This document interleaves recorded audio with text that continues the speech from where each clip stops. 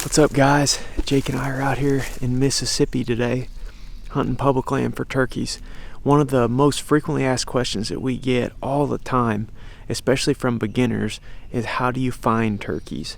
And today I want to give you some tips on listening for birds, because that's probably the number one way that we find turkeys. I'll go through 3 different things with you. Number one, you got to understand when turkeys are most vocal and easiest to hear, and that's when they're up in the roost, first thing in the morning, last part of the day. When turkeys gobble or call from their roost, that sound carries much further and makes them way easier to hear. Second tip, scout before the season starts. If you live in a state like Missouri, where I'm from, turkey season doesn't start until I believe it's like the 3rd or 4th week in April.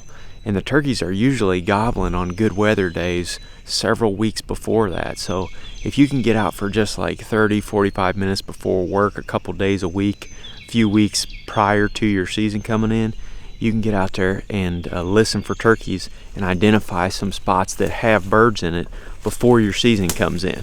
Third tip, make sure you're listening from a spot where you can hear the furthest distance possible. This is usually high areas, maybe spots away from a highway where you're not getting a lot of that background noise. Sound travels further when you're listening across an open field or a big valley with ridges surrounding it. So just be thinking about those things whenever you go out to try to hear turkeys and find them.